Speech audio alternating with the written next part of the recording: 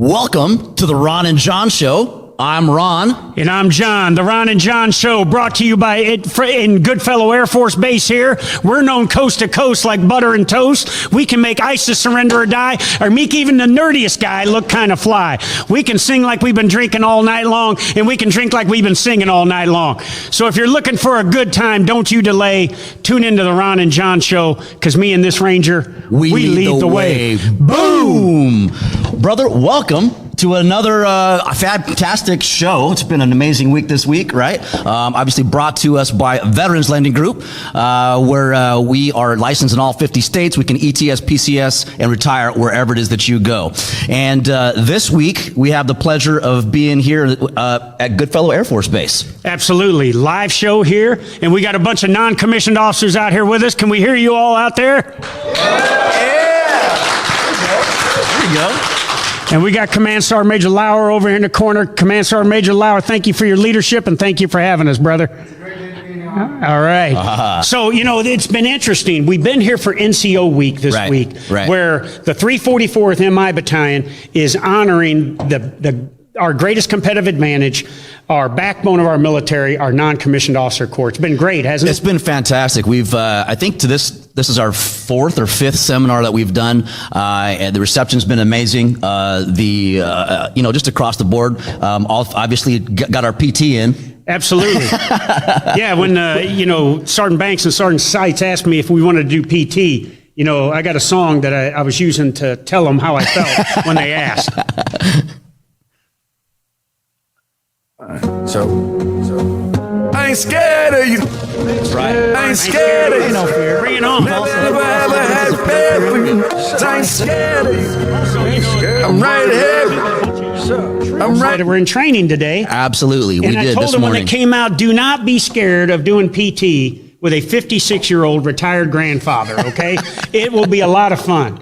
And it was. Yeah. And they tore it up. Yeah, they did. So kudos to all you drill sergeants, whatever you're doing with these particular troops. They smoked it. Yeah, they were awesome. And First Sergeant Varner was out with us. Yep. And he doesn't know this, but we'll call him up here later to get his take on NCO week and everything. But it's been a great time. Yeah, no, it's been fantastic. And you know, just looking forward to today. I know tonight we have the NCO induction. Absolutely. Where we you know, there's going to be E7s and new NCOs that are coming in to the ranks. The Sergeant Major's going to explain that to us when we bring him on up. Fantastic. But you know, what's great about today is, you know, and I know when you served, it was the same way, but for 38 years, everybody that serves in the military loves swag. Loves swag. They love free shit, right, NCOs? You like getting some free shit? Okay. Free shit and unsecured shit. If it's free, it's me, or my name's Jimmy and I'll take all you can give me, right? Okay. So today, we, you know, with our great sponsorship for the show, Veterans Lending Group, we're going to give away 3 signed entrenching tools here. Now, I don't want any of you NCOs that walks out with these entrenching tools to go downtown San Angelo looking for ISIS or anything, all right? Okay. Also, ESS eyewear, you know, built for battle, tough for life. The eyewear that I've used that you and I are wearing right now, that we've used in combat and everything. We're going to give away 3 ESS swag bags today that have eye protection, T-shirts, hats, and some other stuff in it. And then we're going to give away some protein-enriched macaroni and cheese brought to you by Muscle Mac. This stuff is a great meal replacement, has a great complement of macronutrients, 20 grams of protein for all you muscle cars out there that like to have the big arms and the big chest, but a little gas tank, you know. And it also has MCT oil that has essential fatty acids, and it also contains probiotics that helps with overall health. So we're going to be giving some of this away, and then we're going to toss this out later on to you all out there to get a chance to use it. And if you like it, hit up your commissary and tell them to get it in there.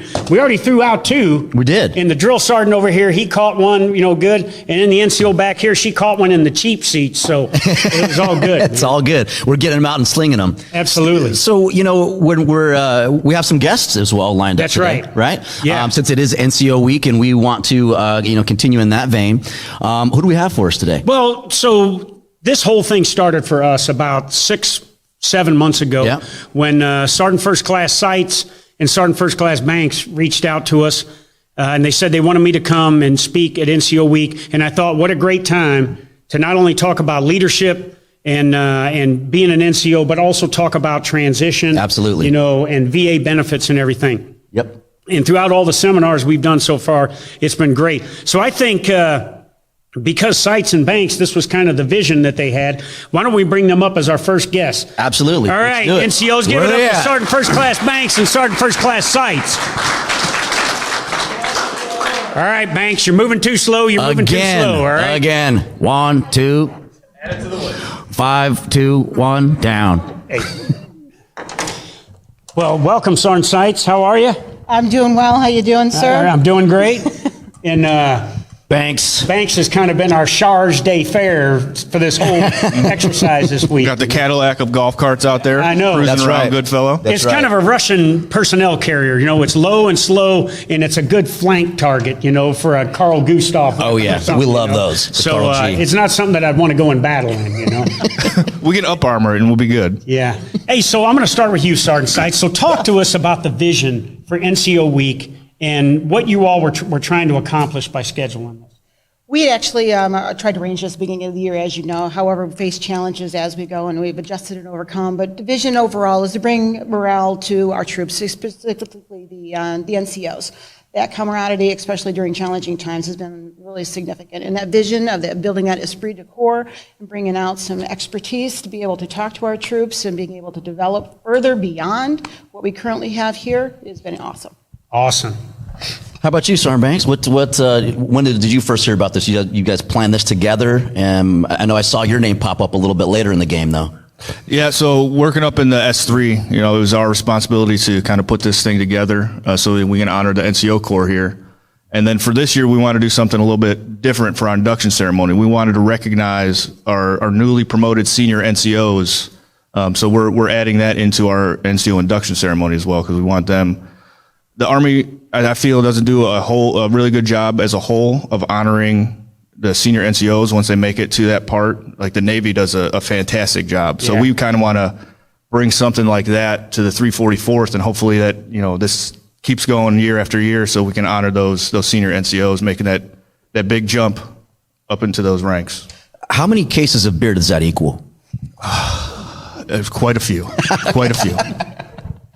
So, I know we had to shorten it a little bit, you know. So what are we missing by not having another day? What are Ron and I missing? Because we were supposed to be here till tomorrow, but of course I had a family emergency that I'm going to have to take care of. So what would we be missing by not having that fourth day? We were actually able to accommodate everything that we wanted to do over these 3 days, and including tomorrow morning's PT competition. So we were able to accommodate everybody's schedule, being able to work with both the afternoon and morning shifts to be able to make sure that all areas were accommodated. So it's worked out Okay, great. you got to tell me, what's the PT competition? Don't tell me it's Texas Hold'em or something like that now. PT competition, that's tomorrow morning. We're going to be out there 4:45 for our safety brief, and we have multiple events that are going to be involved tomorrow. So we're going to have Bravo Company teams, Charlie Company, as well as Alpha Company, and I'm sure Sergeant Banks can probably give you a little bit more as far as the actual events is concerned. That's when First Sergeant Varner comes up. His company is leading the PT competition, so he'll be able to give you in depth on the events and everything that's going to go on CX. So Varner is leading the PT competition, so somehow, why do I think his company is going to win? Because they're a bunch of cheaters. They're a bunch of cheaters. If you ain't cheating, you ain't trying. Come on, right? Somehow I see the battlefield is kind of sloped this way in your favor there, First Sergeant. Oh, I hear you. All right. So is this something that's going to be an annual event with the battalion? Yes. Yeah, we hope that this continues to be an annual event, and you know, hopefully we can bring it back down next year, the year after, or something like that, and get, you know, Yeah. the support that you guys and the knowledge that you guys have imparted on the NCOs here has been remarkable. Just Yeah. the conversations that Ron has had with some of the NCOs about the VA benefits that no one has any idea about. You know, this Yeah. is huge, having you guys down here and educating our NCOs so they can, when they go back into the regular force to get out of TRADOC, they can educate their soldiers. And so they're set up for success. Yeah. Yeah, and you know that's really what it's all about. And on top of that is, you know, with John bringing in, talking about leadership, and we had some great conversations earlier today, roundtable with officers. Yeah, that was good. Which was really good to see. Majority of what we do is targeted toward enlisted and NCOs, but it's a force as a whole, right? I mean, what I'll tell you is that when you transition, it doesn't matter your rank, right? Everyone's going to have to go through that same hole, and that time is going to end sometime. But super amazing the reception that's been here. So thank you so much, and look forward to sharing with these fine NCOs. These are all the drill sergeants, right? Or majority has been a mixed bag. What do we got? We got here? a couple drills in here. Okay. I only see one. Anybody else? There we go. All right. Yeah, There we go. Yeah. There we go. So, what do you got next, John? Well, so we want to thank you both for allowing us to be here and Yeah. everything. And what we'd like to do is start off here by starting to give away some of our swag. Let's do it. And all right. we want to start off by giving away our ESS swag bag. So Let's do it. I'm going to ask you to pick a number out of the hat. All right, get your tickets out. Sergeant Anderson, get them 25 tickets you got there. All right, your last three numbers, 625. 625. Boom. Come on down. Here you go, brother. Oh, you got it? All right.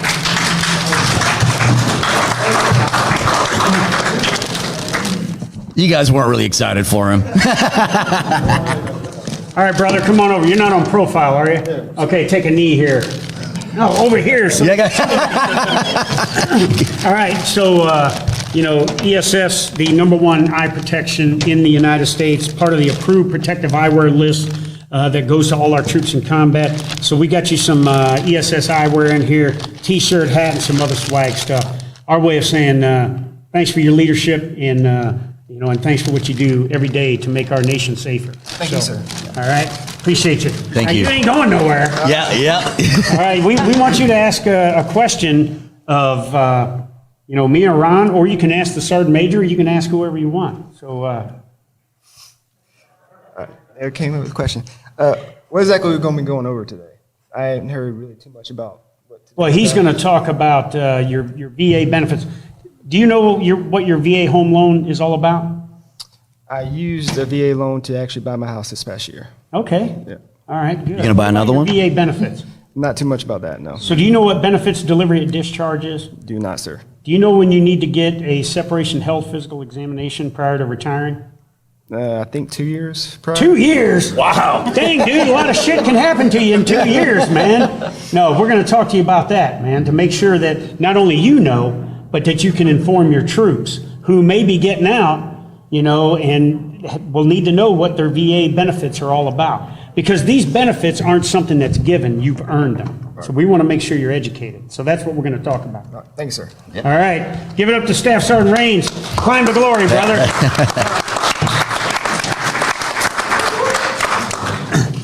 All right, heads up out there. Heads up, heads up. Oh! Macaroni all over the floor. Hey, brother, I saw you do the the dinosaur there and pull it back. I want to snap it from him. Dang, dude, you got that wingspan, man. You could have. I want to take him, man. You look like it. It's got 410 calories in it, so you can share it with him, and you guys still have a snack, all right? For sure, Varner over here almost took one to the dome, but he dodged that bullet. All right, brother. Hook us up here. If you pull your own number, it's curtains for you, and they won't be flowered, all right? 626. 626. 626.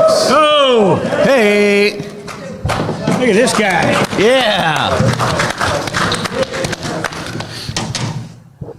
What's going on? Old 75th Ranger Regiment. All right, take a knee, right, brother. all right. Smoke them if you got them. Smoke your privates if you got them. All right, so like I did with Sergeant Raines, this is a ESS swag bag. Look at that. You got some fancy eye pro there. Are you married? No. You got a girlfriend? No. You like girls? Good question. It's not a flaw in your character if you Good don't, question. all right? But you maybe you put these on and go downtown San Angelo, I don't and think you'll that find changes my somebody to face. put on your bank account. Yeah, I don't think those changed my face. Okay? But anyways, thanks for what you do. God bless you, brother. Now you got to ask us a question here, or you got to ask the Sergeant Major a question, or somebody. Probably biggest question. What made y'all want to start this podcast? Great question. Go ahead, brother. We actually started it at Fairchild Air Force Base when we first did this type of presentations that we were invited out, and it went over fantastic. We and leaving there, we said, man, we're going to kick this 2020 in the ass and continue to the mission. And we had ideas of going all over the world, which we still plan to do. And then COVID hit. Right.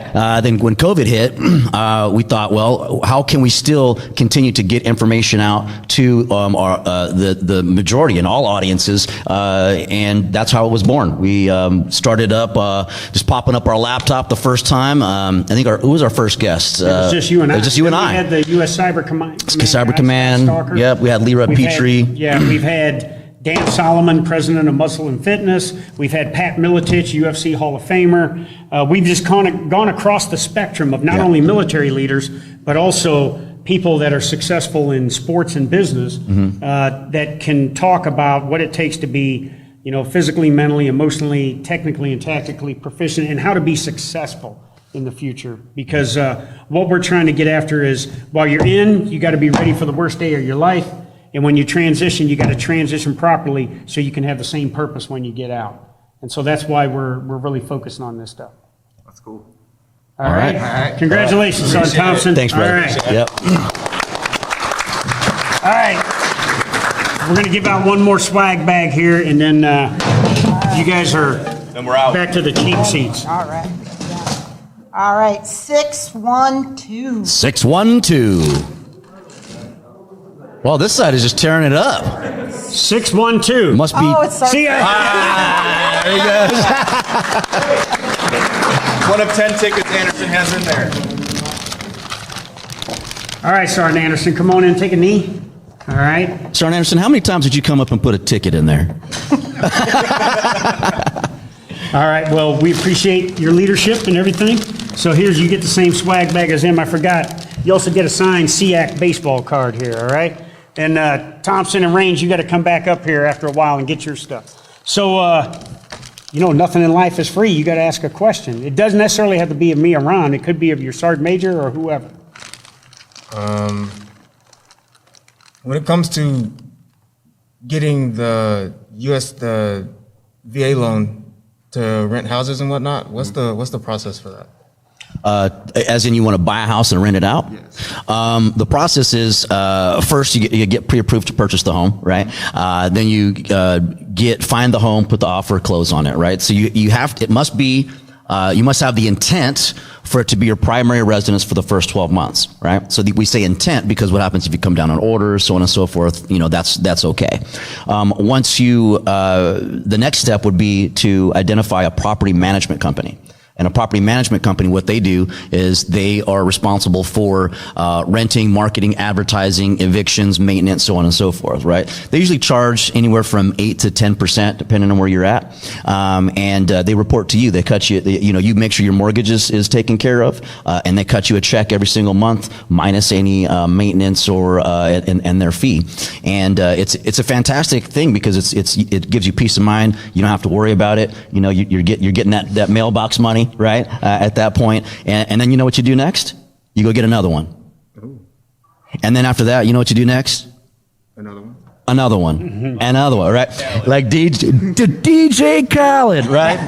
Another one, just like that. And we're going to be talking about that a little bit later today and dive in a little bit deeper into that. And we also have a class that we put on. And, I'm the director of education for Veterans Lending Group. So, typically when COVID isn't in play, traveling and educating. And last year we educated 1,100 veteran families, and service member families, and talking about step by step exactly what your benefit is as a baseline. And then we have VA Home Loan Bootcamp 2.0, where we show you exactly all the different tools that you'll need to know to be able to rent those homes out in the future. So that way, you're scored away. It's not going to be like our goal when we leave here today is so that you have this knowledge, or you have at least a resource which you can reach out to. We'll be in touch. All right. Thanks. Good. Congratulations, All right. Sergeant Congratulations, Anderson. Sergeant Anderson. Thank you. Thank you. All right. Speaking of eviction notices, thanks, you can go ahead and have your seat. Give it up to these two NCOs. Yeah.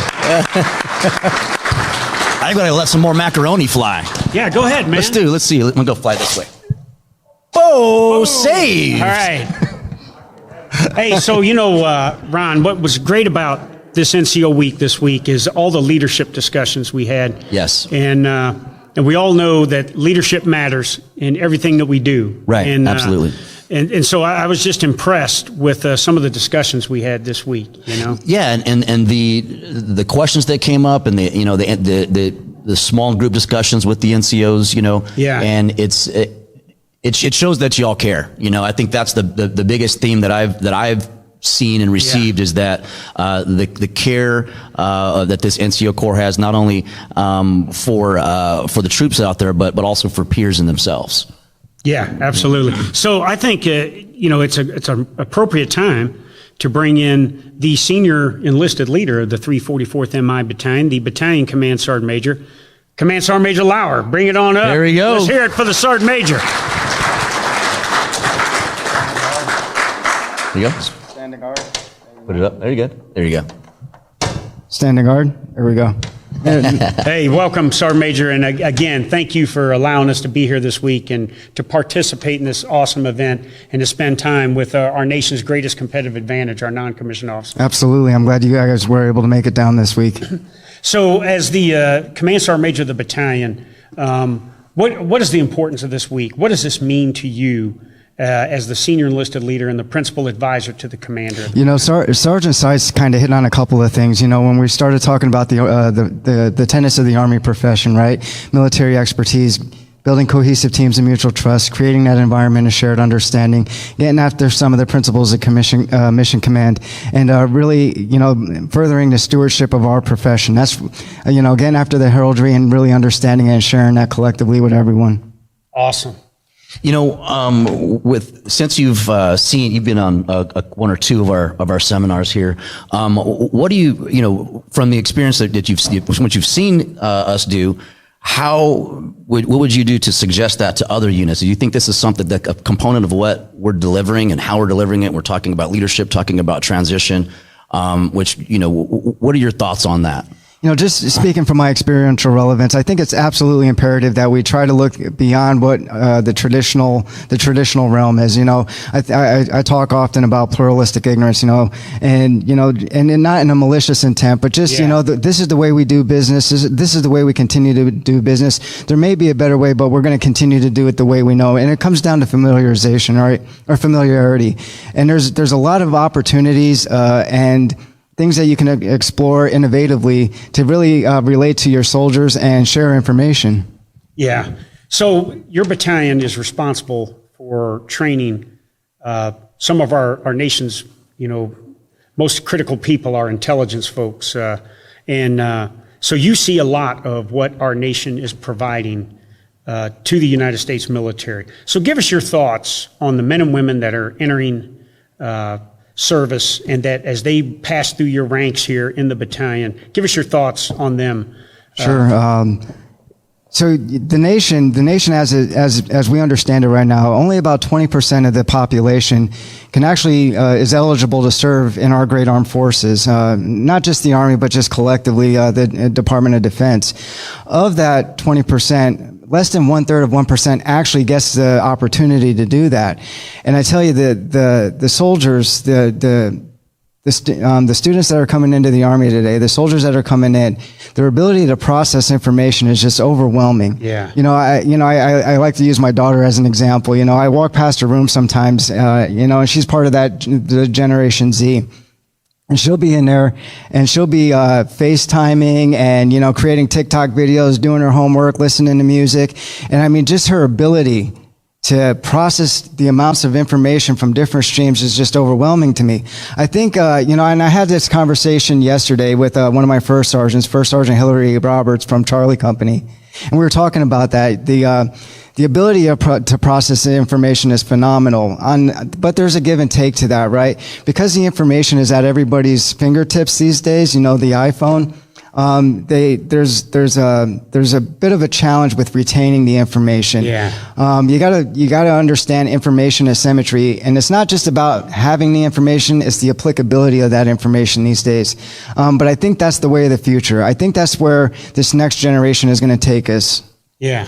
So I have a question on getting to know you a little bit, and I think that more oftentimes than not, that the troops don't really know where you came from and what you do. So my question to you is I know John's story. He didn't know that he's going to stay in almost 40 years, right? He's taking it one enlistment at a time.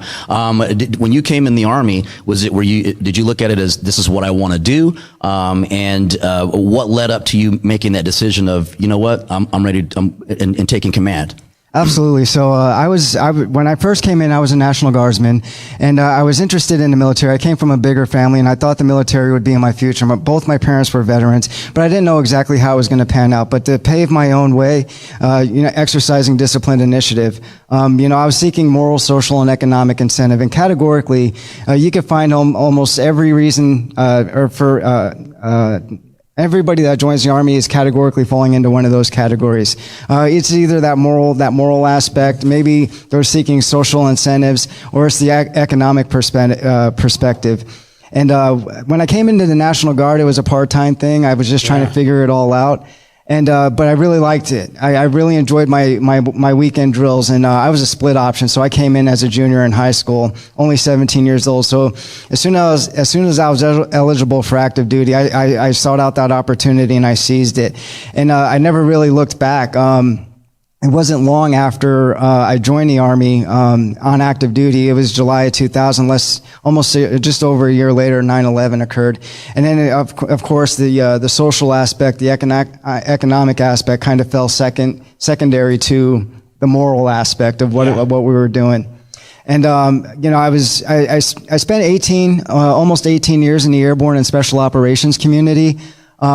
I like to refer to it as a victim of success. The better you do, the longer you stay. Kind of bounce back and forth between those types of organizations, but it's just been great. I'm coming out on almost 23 years of service, and I'm just excited every day to continue to be here and working with the non-commissioned officers and the soldiers that we have in this great Army. Ooh. You guys agree with that? All right. Yeah, give the Sergeant Major a hand. Go ahead, big man. Give him a hand. There you go. You're his agent, ain't you? You're his agent, aren't you? Yeah. I asked you if you could kick his ass, and you said no. And you're 6'9", brother. He's like 5'2". I think the right answer is we're both going to feel it tomorrow. Hey, so I know one of the things that's important to you, why this NCO week is so important, is non-commissioned officers leading through their example and being champions and not victims of critical circumstances they might find themselves in. This morning, you joined us for PT today, and I was so impressed. So not only how you performed during that smoking hard, PME hard gauntlet, but tell these non-commissioned officers and tell our viewing audience what you did before the PME hard gauntlet. So I showed up at 0430 looking for Bravo Company, but I didn't get the memo. I guess they were out at the flight line. So I just took it upon myself to do a 2.5 mile run, nothing big. But then I went up to the football field and I did 400 yards of leg lunges. I would do 100 yards down, then do 50 air squats, and then I would come back and I did that 4 times. And then I heard this grisly voice just echoing across the field. And as I looked over at the PRT field, I was like, well, holy cow, there's the SEAC. Let me get after it, right? So I go over there, and he's over there with Alpha Company, and just getting ready, just getting warmed up, stretched out. I was like, well, you know what? Let me get in on this too. I guess what I did already was just the warm up. So I tell you what, it was a good 50 minutes to an hour later, and I was like, oof, I wish I would have known what we were doing before I did the first workout. But, there's meeting the standard, and then there's going above and beyond the standard, right? So the standard is kind of where we set things, and that's what's expected of each and every one of us. It is our inherent responsibility to go above and beyond the standard, go above and beyond expectations every day, and never miss an opportunity to do more. And that's what I kind of expect from the non-commissioned officers. I could get out there with Bravo Company, and it's nothing to do the prep drill with them, and then go for a run with Charlie Company, and then execute recovery drill with Alpha Company thereafter. It's seek out every opportunity to go above and beyond expectations and do more. A leader of presence, a leader of example, and a champion. That's what we need out of leaders. And you definitely are one of them. So it was just awesome seeing you out there, And you were putting a little scunion on those students as well. I heard you. You ain't exactly got a voice that is not commanding. You commanded a little presence this morning. Well, it was Ron's fault. As soon as he started with the creed of the Rangers, the Ranger sixth stanza. It's the sixth stanza. He started with that, and then and I just, it got me motivated, and I just got pumped, and then I started belting off future paratroopers and all these great things. It was great. It was just a great opportunity to work out with you guys and get with the soldiers and make things happen. Prepare for our worst day. Absolutely. Right. So talking about preparing, right? And I ask everyone this one, right? And now I know you're getting after it, doing exactly what your focus is here now, and you're probably not looking toward the future too much of what that come what may, right? The seminars that you saw and the briefs of the transition, and as we're going over that, I'm sure it was information that you didn't know. Knowing that information now, what does that do for you as far as how you would continue to lead and assist NCOs and anyone that's transitioning out, whatever the level they're at? Absolutely, because when you don't have the mission, and I'll come into the portion of the conversation with a little humility. There was a lot of information I didn't realize, and I pride myself on being able to take care of people. I have this 6-point leadership philosophy, and it starts with the management of assigned personnel, and soldiers always coming first, right? But when we talk about Soldier for Life and that transition assistance program, what are we really doing day to day to prepare them for the future? Sure. I place a lot of emphasis on what's going to make them capable and tactical and technical currently, but the information that you provides a perspective beyond what I could do now. And when you don't have the information, now you know where to go for it, and that's really what I got from you guys this week. Well, awesome, Sergeant Major. So what we'd like to do is we'd like to give out some more swag. All right. We'd like you to pull the numbers out, and if you pull out Sergeant Anderson's number again, all right? But what we're going to do is we got a case of macaroni and cheese, protein enriched for all you heavy bangers out there. We got some coffee cups and some koozies from Veterans Lending Group. We got a set of iPro here. So, Sergeant Major, if you would do the deed. Not looking. Holy cow, it's my number. No, I'm joking. Last three, 619. 619. Boom! Boom, there it is. Here, you can sit here, brother. All right, so you got you a case of muscle macaroni and cheese. So tell the wife she's not cooking the rest of the week. All right, and we got you a set of crossbow iPro there. And there's a coffee cup and a koozie, drink your coffee and your beer out of, all right? So now, you, since you won this here, Sergeant Gallegos, you have to ask the Sergeant Major a question here. Oh, okay. Make it easy. You can use the mic right here. We've actually had some conversations already. I actually wanted to ask you guys a question. Okay, go ahead. All right. Oh, you get one of these too, brother. Cool. I keep screwing this up, all right? I learned a little bit about you during the run, or after the ruck march yesterday, but I want to know more about you guys' background. Yeah, so I spent 37 years, 10 months, 29 days on active duty, and I entered in 1982, and I retired in 2020, and it's all I've known in my life. I only had 2 jobs in my life until I retired. I didn't last 30 days at McDonald's, and I lasted 38 years in the military. Tell me it ain't hard to excel in the United States military. And I finished off as the senior enlisted advisor to the chairman, and when I retired, I decided to go a route that is less beaten, and I developed my own consulting company, and now I am a consultant for leadership and human performance for 8 different organizations, including Veterans Lending Group, where I am Ranger buddies with Ron here. My background, so I'm one of those pre-GWAT. So I came in, basically Somalia, Mogadishu was my version of 9/11. And it happened to land on my birthday on October 3rd, so which is usually a bittersweet moment for me. But from there, I went, had an option 40 contract, went through all the processes and ended up at 2nd Ranger Battalion. Stayed there for 5 years. Got out in 2000, had a small break in service, and then in November 13th, 2003, my good Ranger buddy, Sergeant 𝘕𝘂𝘕𝘴𝘁 was the first KIA that 275 had. And I found myself back in serving from 04 to 07 in a different capacity. Was a family man at that time, so I went and became a Army career counselor and Army recruiter, and also trying to feed into the regiment. From those breaks of service, I learned a couple of things. I didn't know shit about transition. And no one I knew shit about transition. It was one of those things of, in those days, it was, I'll figure it out. And we found out really quick that is not the best plan of action, right? If you fail to plan, you plan to fail.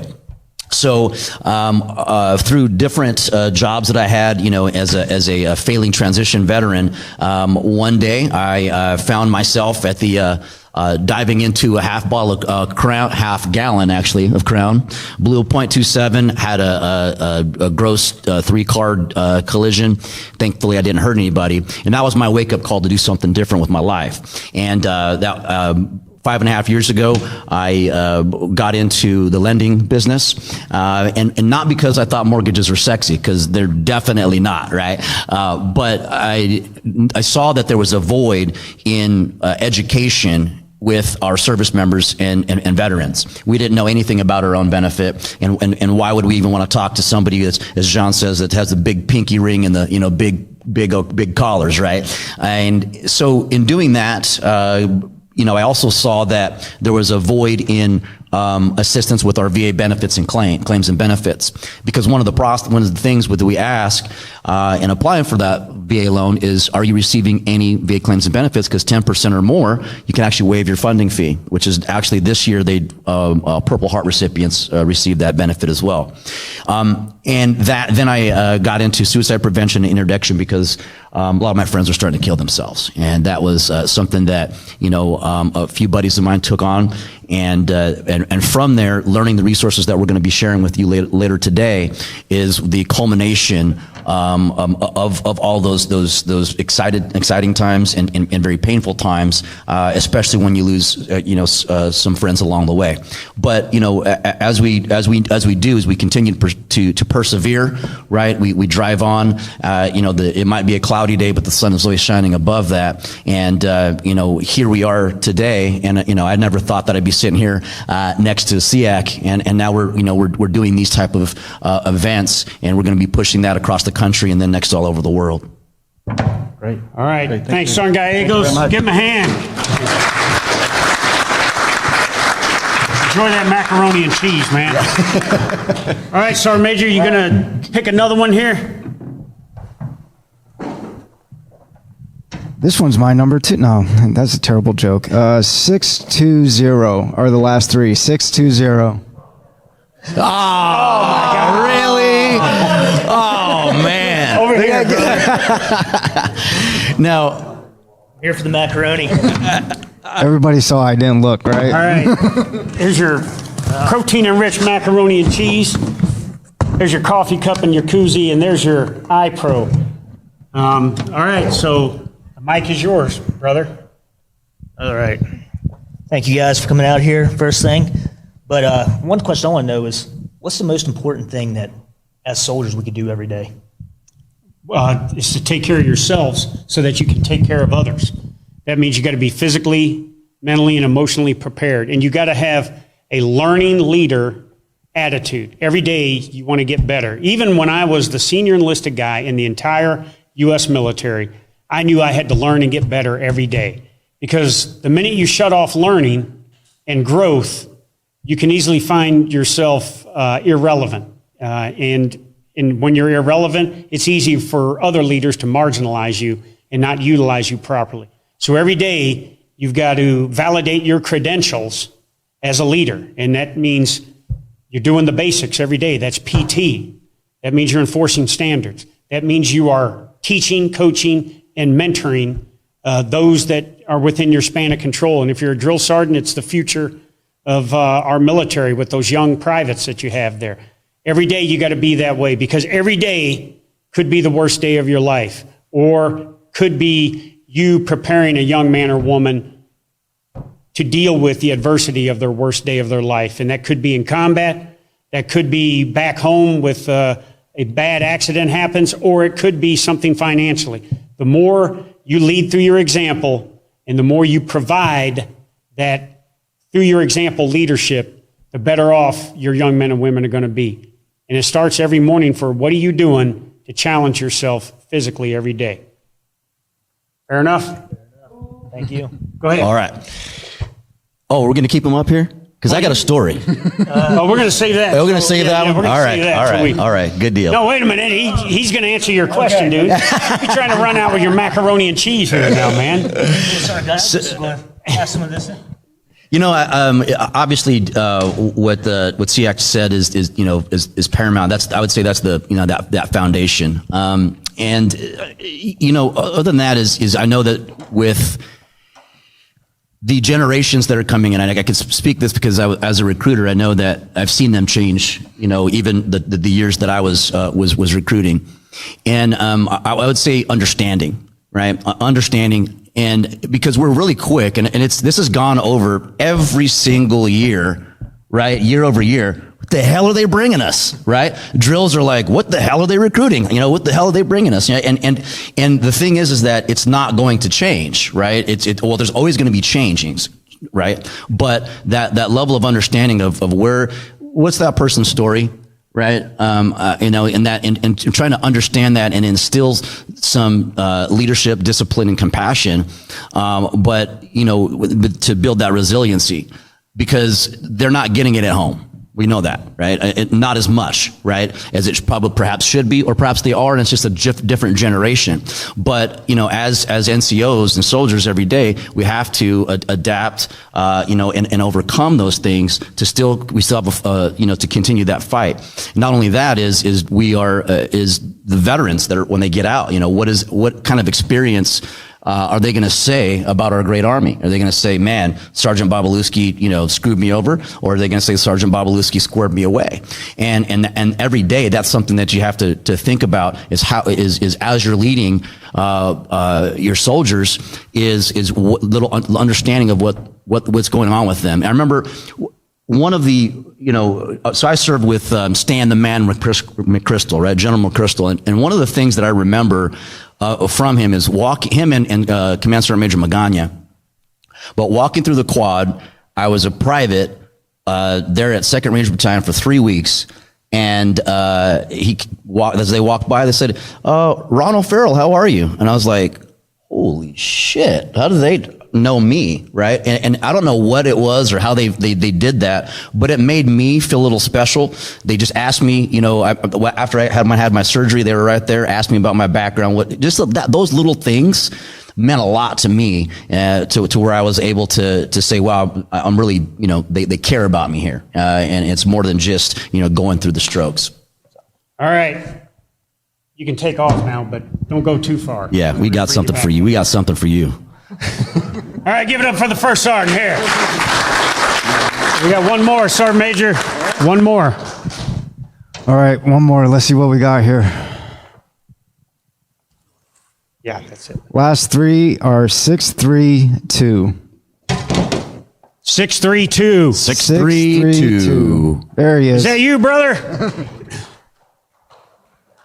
Did you eat breakfast this morning, man? You're looking a little quiet there. You good? Yeah, I'm good. All right. So what's your name, Sergeant McEnany? McEnany, Okay, yeah. here, grab your mic there, brother. I might need you to karaoke here right quick. All right.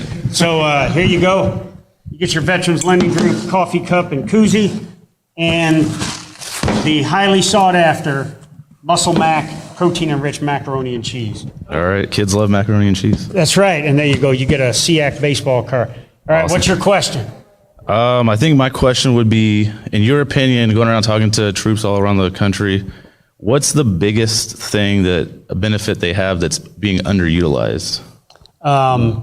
Tuition assistance and the use of their GI Bill for education. It's just, first of all, the Army and the Department of Defense spends hundreds of millions of dollars every year is allocated for tuition assistance. We have a utilization rate of about 32%. Now, in order to try and broaden that, we're looking more at not using it just for college, but using it for a skill or a credential that will allow you to get a job in industry or something like that. But it's the most underutilized source. And when you talk leaders, you're a staff sergeant, and if you're working with a second lieutenant, your experience vastly outweighs theirs. But his education or her education could vastly outweigh yours. And as you move up the ladder, they're going to gain experience. And if you're not gaining education, pretty soon you're going to find yourself behind your officer counterpart. Think of this. I'm sitting in the Pentagon in meetings with the Secretary of Defense, the chairman of the Joint Chiefs of Staff, the service chiefs, and all of the Joint Staff officers. And I'm expected to provide relevant information to them based on the topic that we're talking about, whatever it is, whether it's defeating ISIS or getting after readiness or whatever it is. So I'm not expected to talk about police call and cutting the grass and stuff, you know what I mean? So in order for me to stay relevant at that level, I had to get educated. And so I was having a conversation with Sergeant Seitz earlier today about, hey, sometimes you got to do some decisions that financially aren't comfortable to you. And I had to do that in order to finish my master's degree, where I ended up paying out of pocket because I was out of TA and everything. But I wanted to have that goal because it assisted me with cognitive and critical thinking skills, and it allowed me to be much more broader in understanding what was going on at the strategic level. Fair enough? Fair enough. All right. Let's give him a hand here.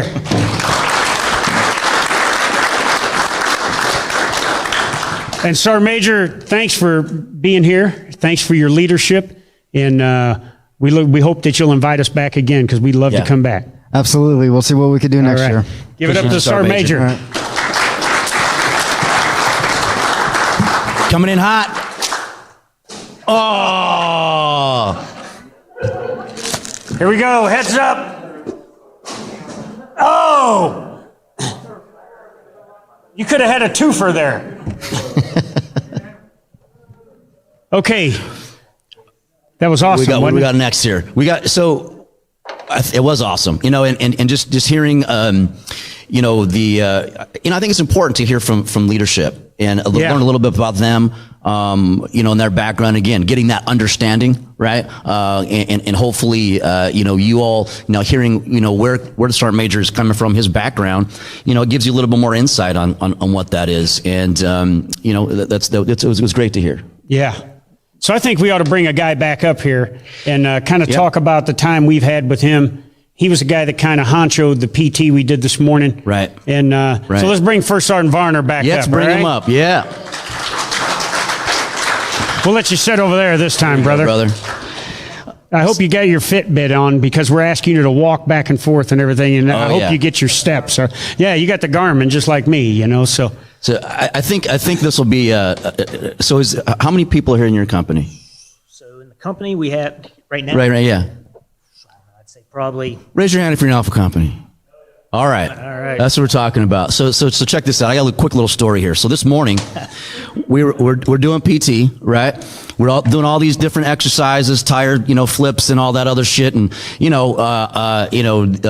and I are screaming out and barking motivation. And, I'm on one of these stations, and I'm looking up, and there's this person that's standing there, hands on the hips, willing this tire to flip. Right? Admiring the problem, just admiring it. Like, how, all this math. Checking on the troops, all right. This math was going, and just looking at this thing, and I let it go for a little bit. Maybe they're getting a little rest. Yeah. And I just had to put it out there. Yep. That tire isn't going to move itself. Move that tire. And oh shit! He starts flipping it up. I didn't think he was watching me. And he turns around, and I said, "Oh shit, that's the first sergeant." All right. Yeah, was trying to check on the troops, make sure they're okay. Then honestly, Ron wouldn't have noticed if he would have been doing his exercise. But he kept on dropping the medicine balls. I know it was a clever ploy just to get more of a break. But then he yelled at me to get even more of a break. So, It's not my first smoke session. Hey, you can't be half a gangster doing a PME hard gauntlet, brother. If you're gonna look for ways to bullshit, you better have some good ways. And so good on you both for figuring out how to get a break. Yeah. All right. Hey, so First Sergeant, what does NCO Week here mean to you? So NCO Week to me, it means to me just taking a moment to remember what it is to be an NCO. Taking time to remember what's important, the responsibility that you have to the profession, and trying to improve. I know, like I said, the LPDs here, I learned a lot. I learned about VA loans, learned about, honestly, one of the biggest takeaways I took is the importance of setting yourself up with social media and everything to market yourself, to prepare yourself for the next step. So that's unlike any LPD I've ever done before. But to answer your original question, it just means to remember what it is to be an NCO, because NCOs do everything. They make the mission happen. They take care of the soldiers, and they advise the commanders. So that's what it means to me. When we talked about all those transition pieces and things like that, knowing that, and having this information, because it's one thing to not know, right? Which the majority of our audience does not, from the past days. Now that you know this information, how does that going to change the way that you do business or understand troops that are transitioning out from here forward? Honestly, I know where to send them if I don't have the answer. If I know VA loans, they're looking to buy a house. Set them up. I didn't know that you were eligible after 90 days of service. That's any one of these soldiers is probably eligible. Right. So that's one thing I didn't know. I didn't know that you could use your VA loan multiple times and use it to buy multiple houses and to build generational wealth. Mm-hmm. And I wish I would have known that, as soon as I came in. Right. So, and also how important it is for those soldiers to take the time to take care of themselves, because the world outside's tough. Right. Yeah.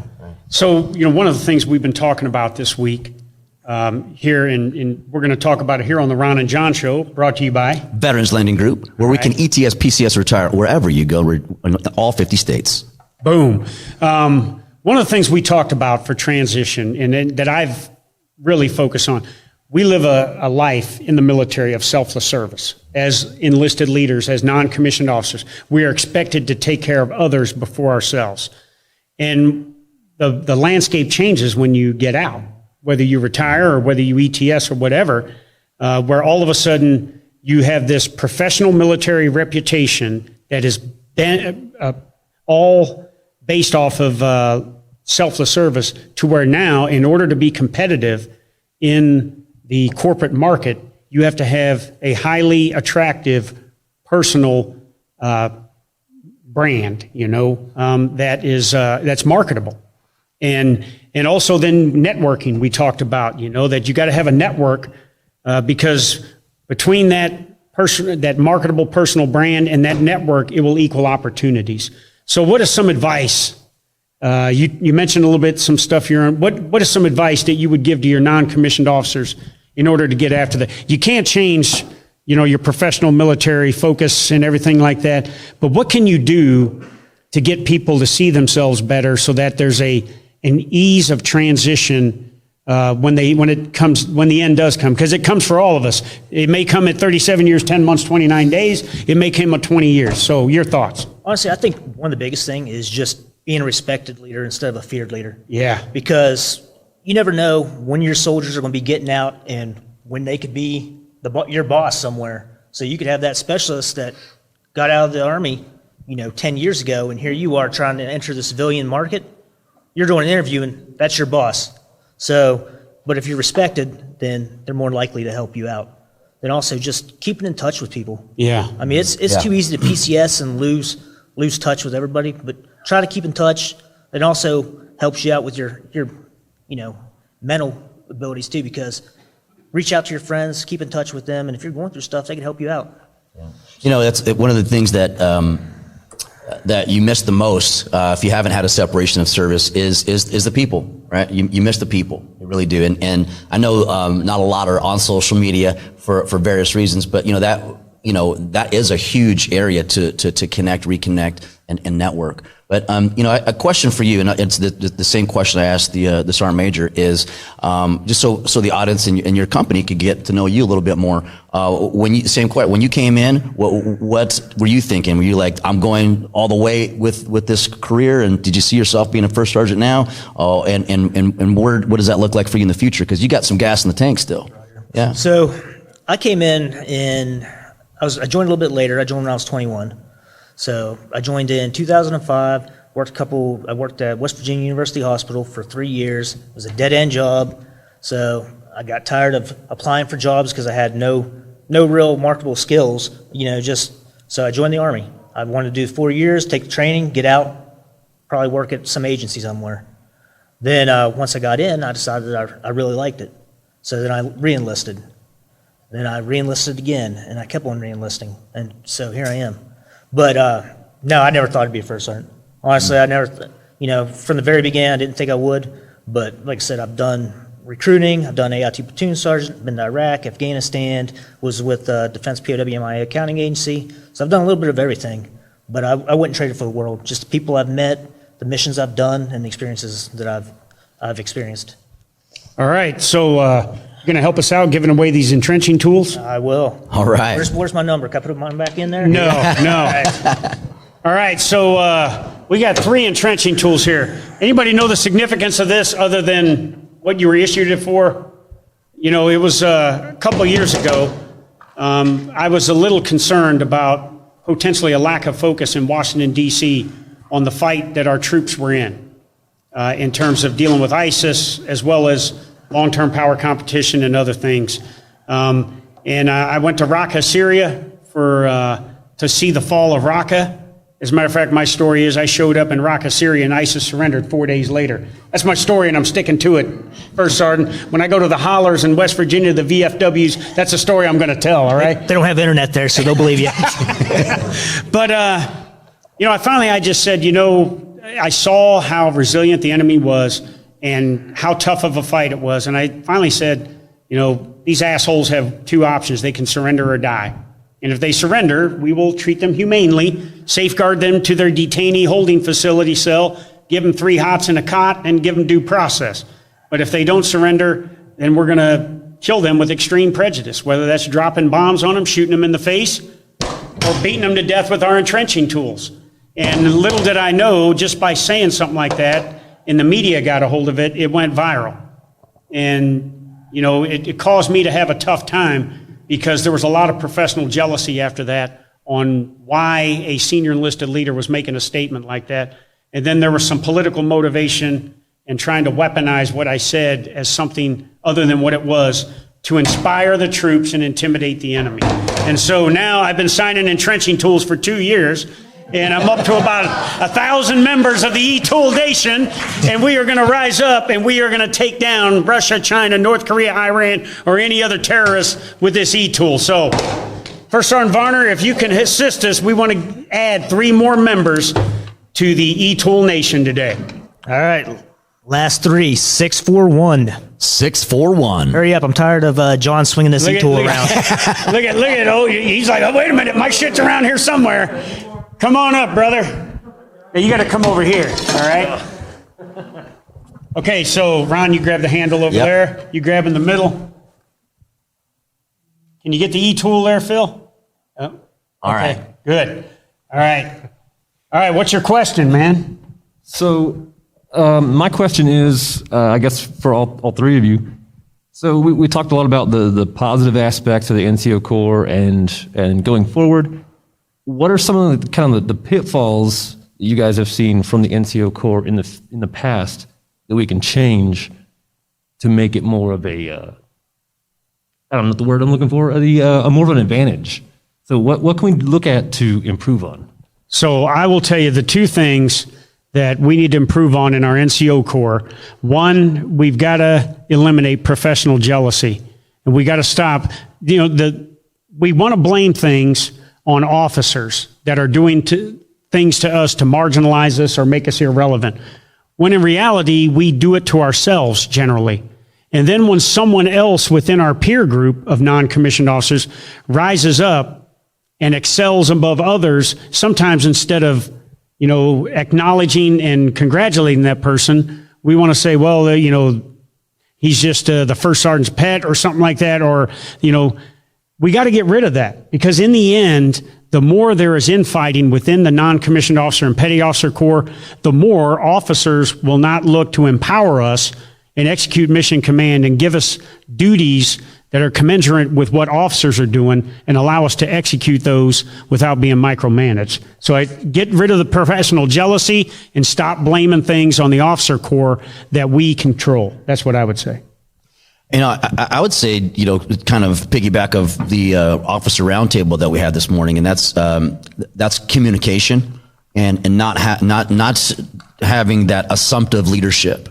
Assumptive leadership is, it's in its name. You're assuming that that your soldiers know exactly what they're supposed to be doing. And I'm not talking about here in the IIT setting, because they should be knowing, hey, this is everything you're going to be doing for the day, so on and so forth. But and it goes bilaterally with the officers as well as your troops. Do they have a clear understanding of what it is that they're supposed to be doing? Does the officers, do they have do you have a clear understanding of what the officer's intent is and how to deliver that? And have you repeated that back to them so that communication is bilateral? And with that, it would alleviate and solve and resolve a lot of problems and a lot of issues, because the only ones that suffer from that lack of communication are the troops, right? And because when they see that chaos, they see maybe they don't care what the hell is going on up there, and the more that they understand and can know that you're there to support them through that good communication,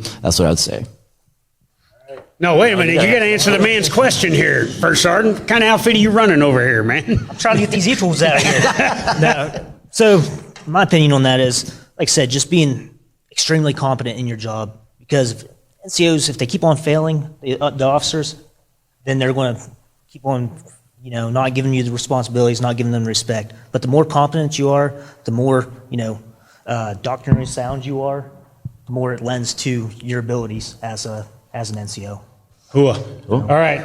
Let's give this NCO a hand. Thanks, brother. Have a great one, brother. Thank you. There's your case right there, man. All right. First Sergeant. All right. Ready.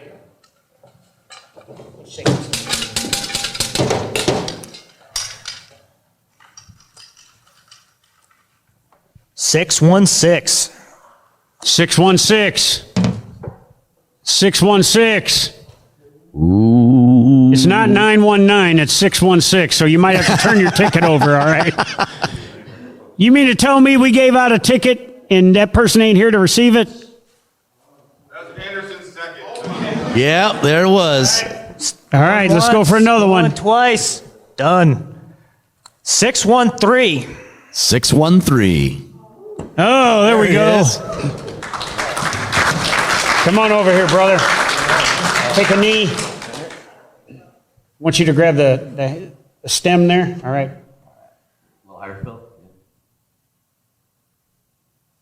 All right, you get to ask a question. If you were to take this out to San Angelo, how fast could you dig a foxhole? Me? Either. I don't use it to dig foxholes. I use it to cut people's heads off in combat, okay? That's what to me, that's what that's meant to be, How many you know? swings of an E-tool does that take? Yeah, like 3, you know?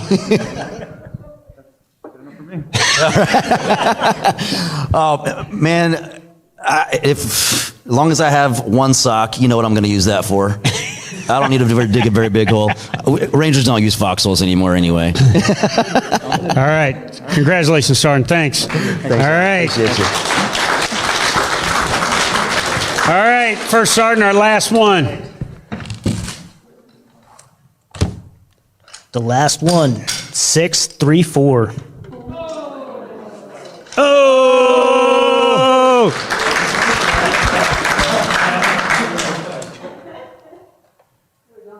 Oh, yeah, put your campaign hat on. That's what I'm talking about. That's what I'm talking about. Hey, you have to leave this in my office till you're off duty. I don't trust you with it.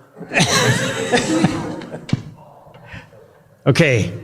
So go ahead, and take a knee, grab You want me the. to? I'm big, I'm short enough. Yeah, you're right. Well, grab hold of the stem of the E-tool. Say, John, this is our meanest drill sergeant we have. A little higher. Awesome. All right, so drill sergeant, you get to ask us a question. You know what? I want to know what side you're on in terms of where were you at when, or what side you were on when they brought drill sergeants back to AIT? I was a pro. I was for it. Okay. So one thing that will transcend time across the United States military, and I don't care if it's the Army, Navy, Air Force, Marine, or Coast Guard, is the campaign hat. It will transcend time. It is a symbol of excellence. It is a symbol of everything that's right about the military, along with the "This Will Defend" patch, you know, and everything. And I think that when we went to AIT platoon sergeants, no disrespect to those that have been that before, we kind of took the gas, our foot off the pedal a little early in terms of the development of the young men and women that are coming in. I think until they get to their first operational unit, they need to have that presence of what that campaign hat means. So I was all for it. Awesome, thanks. All right, and you're a Sergeant E5 too. There you go. You get one of these. All right. Yeah, thank you. Yeah, absolutely. Hey, and the last guy, or who didn't get a cover for the E-tool? All right, brother. Did you get one of these? Okay. All right, First Sergeant. Appreciate your time here, brother. Thank you, gentlemen. It's been awesome, brother. Yeah. Give the First Sergeant a hand.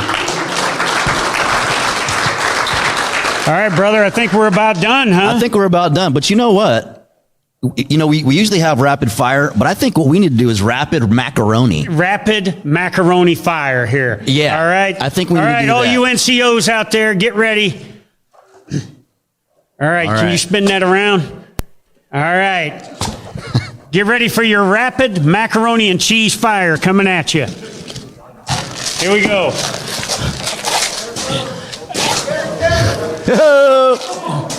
Oh, got you that time. Coming in hot. Oh.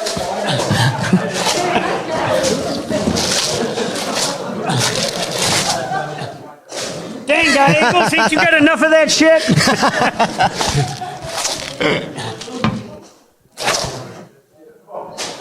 Oh, good catch back there. All right. All right. What a great show. What a great audience. It's fantastic being here. Yeah, it was a great opportunity, again, to Sergeant Major Lauer, Sergeant First Class Seitz, Sergeant First Class Banks, First Sergeant Varner. Thank you all, not only for your leadership, for having Ron and I here this week for NCO Week with the mighty 344th MI Battalion. And to all of you non-commissioned officers out there, I say this all the time now that I'm a retiree and a veteran. Thank you for defending my freedom. And if you ever want to see Ron and I come to the USO when you're getting ready to deploy again, we'll have the hot coffee and cookies ready for you and the sign that says stay safe. So God bless you all and good luck to you. Thank you all for your service and your sacrifice. And we'll catch you all next Wednesday at 1600 Pacific. And remember, this is brought to you by Veterans Landing Group, where we can ETS, PCS, or retire wherever you go because we are licensed in all 50 states. Keep an eye on some of our education classes. VAHomeloanBootcamp.com is where you can find those, where we have the VA Home Loan Bootcamp 2.0, credit building strategies, refinancing, and more. And with that... Well, and then, just a little teaser for next week. Oh, yes, please. Let's get the teaser. Who we got? Naval Academy graduate, former Navy football player, and current NASCAR Truck Series driver, 𝘲𝘠𝘭𝘵 on. And also, we are going to have Master Sergeant retired Rob Wilkins on the show, who's part of the President's Council on Health, Nutrition, and Fitness. Excellent. So we're back after this PME hard stuff next week. With Absolutely. two great men coming on to see us. So join us then for the Ron and John Show. We'll see you there. Boom!